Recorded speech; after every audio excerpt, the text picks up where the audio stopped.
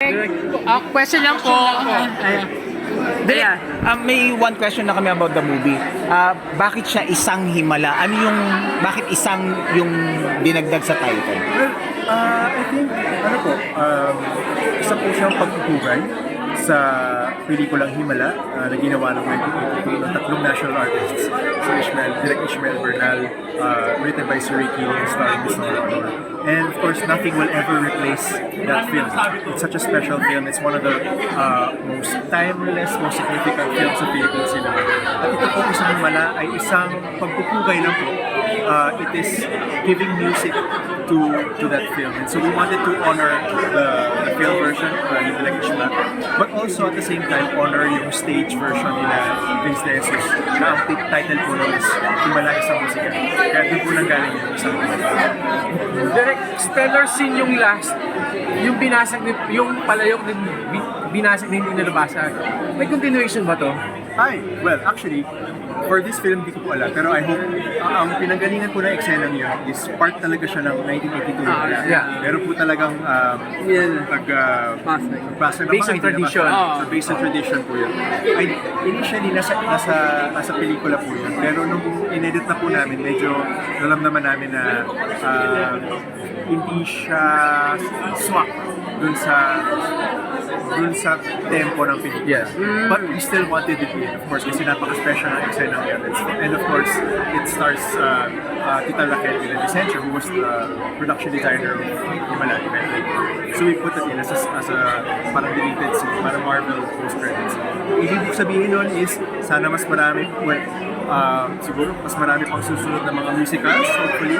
Mas marami pang susunod na mga original Filipino musicals na, at mas marami pang susunod na mga tatawid from stage to screen. Yes. And on the flip side, sana po ay mas marami pang mga pelikula dito sa atin ang mailabas sa NMFF, and hopefully hindi na po maulit yung mga nakita natin sa pelikula. Direk, this is your first musical, tama po ba? How's the experience po? Well, napaka-challenging po na musical, but especially because we recorded all of the songs live.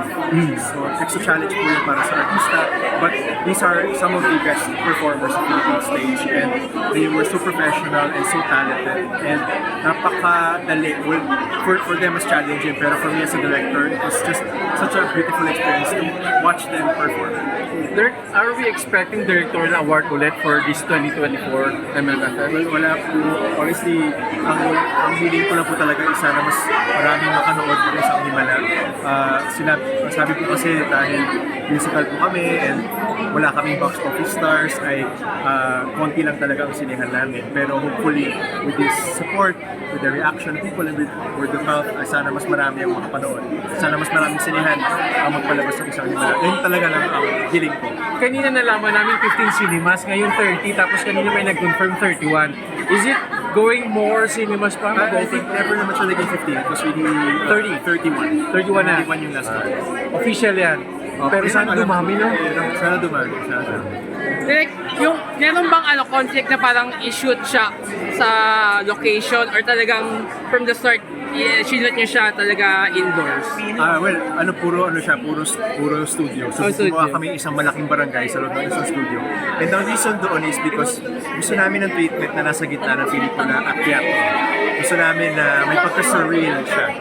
Kasi ang musical, pag pinanood mo siya, dapat expressive lahat. Yes. So, pag kumakanta ang artista, sumasabay ang langit, sumasabay ang set. So, hindi namin magagawa yun sa location. Talagang kailangan i-contain natin. And direct, lalabas ba rin ba sa Spotify or ibang music Yes. yung soundtrack? Yes po. Yan, I think nice. sina Vince De Jesus, sina Jed Balsamo are working on a release. Pretty soon po, I think it's coming few days. Ilalabas ako sa Spotify ang mga kanta ng isang Himala. Including, I hope, yung kanta ni Juan Carlos. Yes. Thank you, Direk!